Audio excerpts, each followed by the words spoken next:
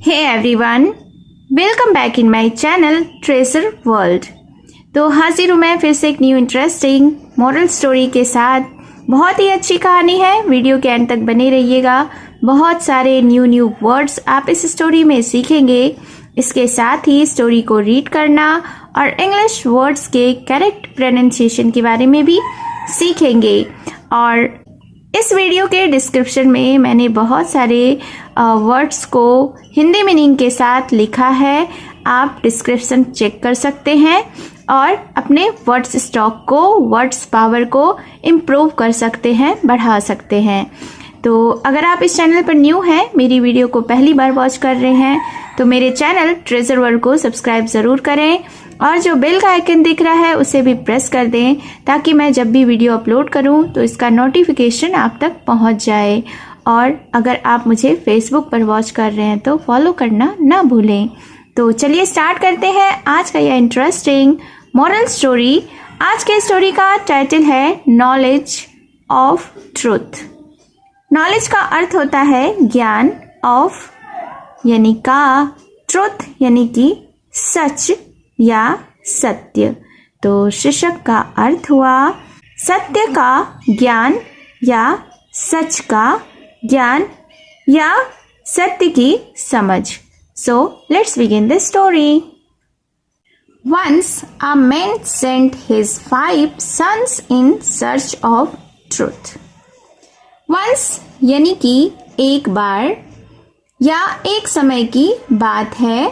A man यानी एक व्यक्ति, sent यानी कि भेजा, his यानी उसके, 5 sons 5 यानी कि 5, sons यानी कि बेटों को, in search यानी खोज करना, तलाश करना।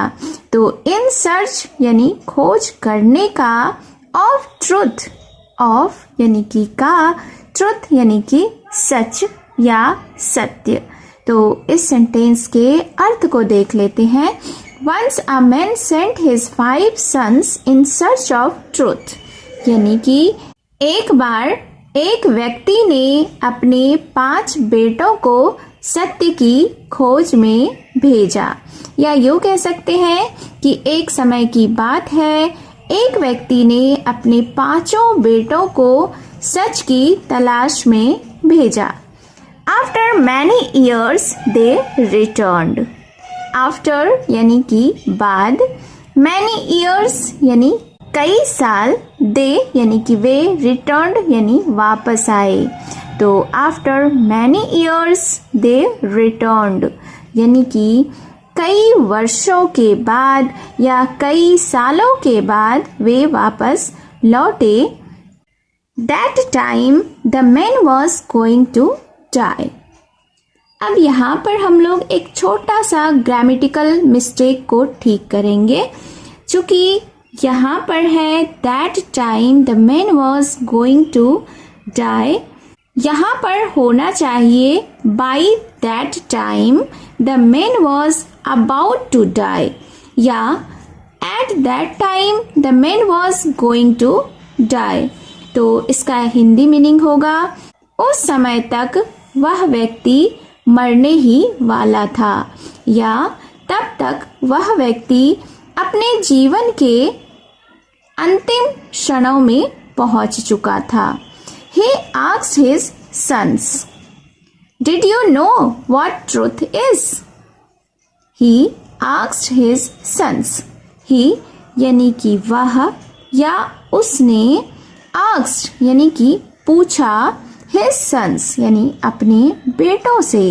तो उसने अपने बेटों से पूछा, Did you know?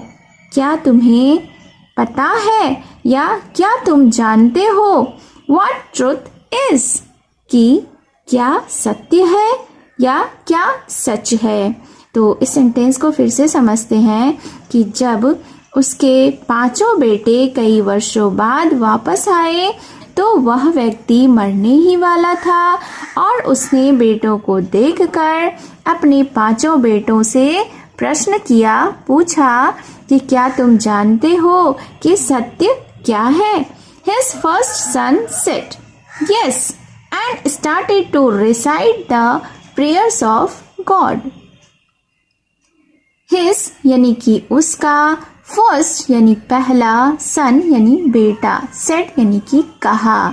तो his first son said यानी उसके पहले बेटे ने कहा, yes यानी हाँ, and started to recite the prayers of God, और started यानी शुरू किया, to recite यानी कि पढ़ना, the prayers यानी प्रार्थनाएं of God ईश्वर की। तो उसके पहले बेटे ने अपने पिता से जवाब देते हुए कहा कि हाँ, और उसने ईश्वर की प्रार्थनाएं पढ़ना शुरू किया। His second son started to give the example of the Upanishads. His यानी उसका, सेकेंड सन, सेकेंड यानी कि दूसरा, सन यानी कि बेटा, स्टार्टेड यानी शुरू किया, टू गिव यानी देना, द एग्जाम्पल, एग्जाम्पल का अर्थ होता है उदाहरण, ऑफ द उपनिषद्स, ऑफ यानी का, द उपनिषद्स उपनिषद का। उपनिषद एक धर्म ग्रंथ है। तो फिर क्या हुआ कि उसके दूसरे बेटे ने उपनिषदों के उदाहरण देना शुरू किया। The third son started to give the lesson of the Vedas.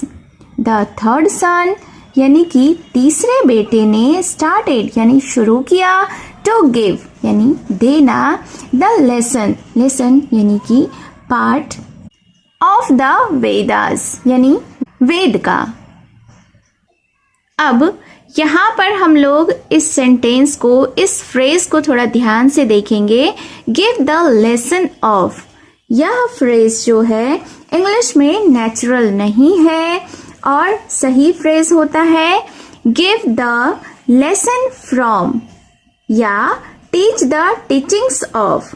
तो मैं करेक्ट एंड नेचुरल सेंटेंस बता रही हूँ। सही सेंटेंस होगा the third son started to give lessons from the Vedas, या तो फिर the third son began to teach the teaching of the Vedas. तो यही स्टोरी के लिए बेस्ट होगा। लेसन का अर्थ होता है पाठ या शिक्षाएं। वेदास यानी कि वेद, वेद भी धर्म ग्रंथ है, तो धार्मिक किताब है, धार्मिक बुक है। तो इसका हिंदी मीनिंग हो जाएगा कि तीसरे बेटे ने वेदों से शिक्षाएं देना शुरू किया, या तो फिर कह सकते हैं कि इसके बाद तीसरे बेटे ने वेदों की शिक्षाओं के माध्यम से सत्य को समझाने की कोशिश की। His fourth son also said about many gods.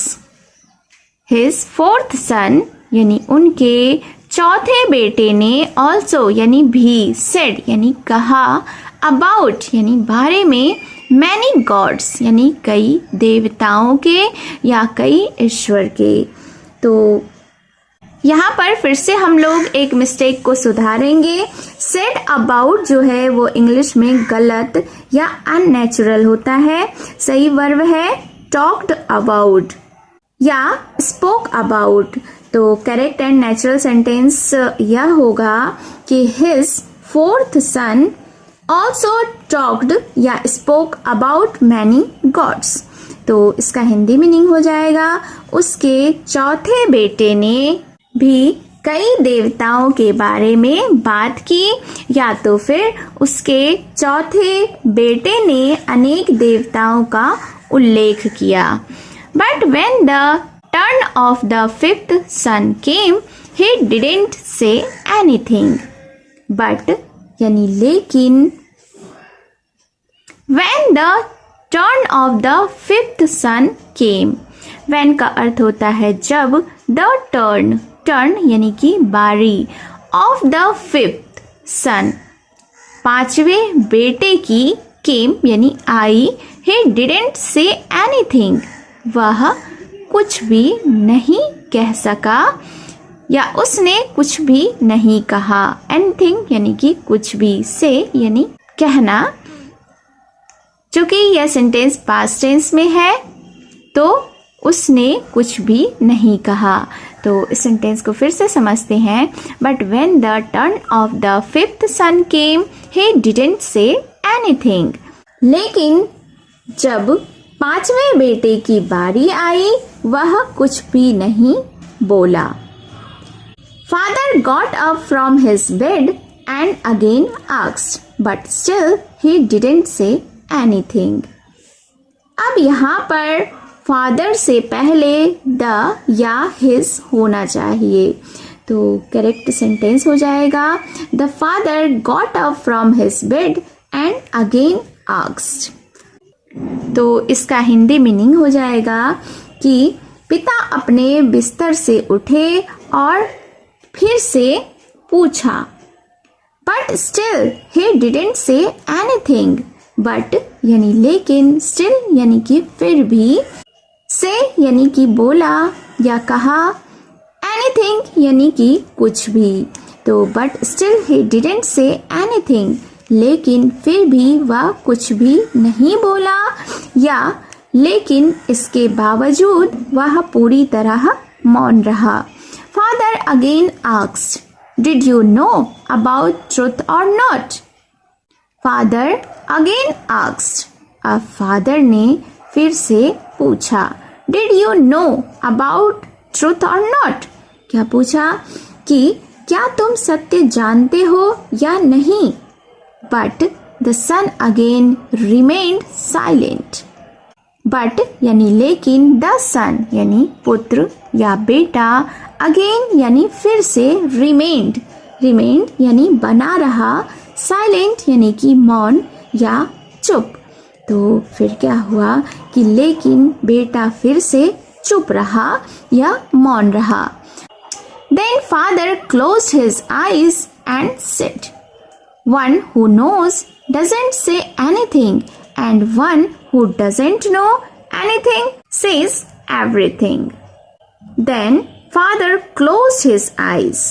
Then यानी कि फिर या तब, father closed his eyes, पिता ने अपनी आंखें बंद की, and said और कहा। क्या कहा?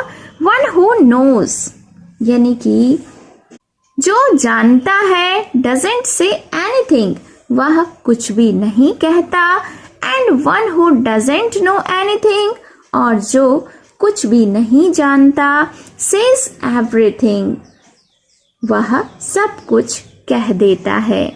I'm happy that one of my sons has known about truth. अब यहाँ पर known about truth सही फ्रेज नहीं है, तो करेक्ट फ्रेज होगा known about the truth। यहाँ आर्टिकल द जरूरी है, तो करेक्ट सेंटेंस होगा I am happy that one of my sons has known about the truth। तो इसका हिंदी अर्थ हो जाएगा कि मैं खुश हूँ कि मेरे बेटों में से एक सत्य जानता है।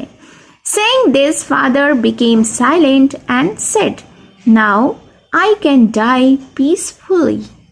Saying this यानी ऐसा कहकर या यह कहने के बाद, father became पिता हो गए, silent यानी मौन या चुप, and said और कहा, now I can die peacefully.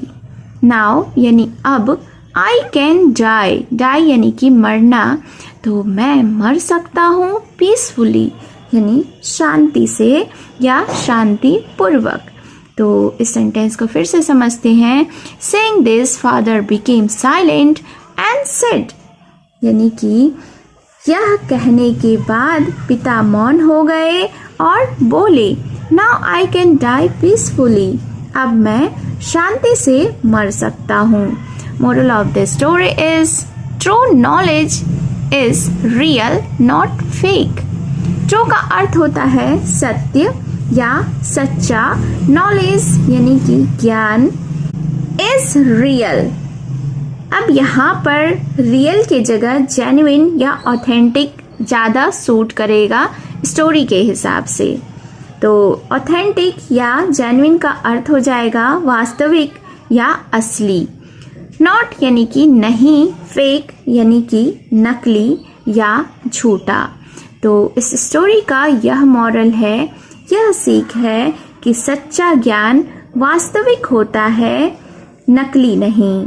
या यूँ कह सकते हैं कि सच्चा ज्ञान वही है जो वास्तविक और निर्मल हो, ना कि दिखावटी। So it was the short moral story about knowledge of truth। तो उम्मीद है कि आपको यह स्टोरी पसंद आई होगी और आपने बहुत सारे न्यू वर्ड्स भी सीखे होंगे, फ्रेज भी सीखे होंगे।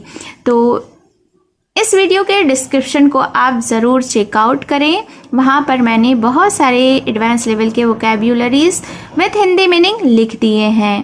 तो वहाँ से आप जाकर चेकआउट कर सकते हैं और अपने वर्ड्स पावर को इम्प्रूव कर सकते हैं। तो ऐसे ही और इंटरेस्टिंग इन्फॉर्मेटिव वीडियोस के लिए मेरे चैनल को सब्सक्राइब कर लें, बेल का आइकन भी हिट कर दें और अगर आप मुझे फेसबुक पर वॉच कर रहे हैं तो फॉलो करना ना भूलें।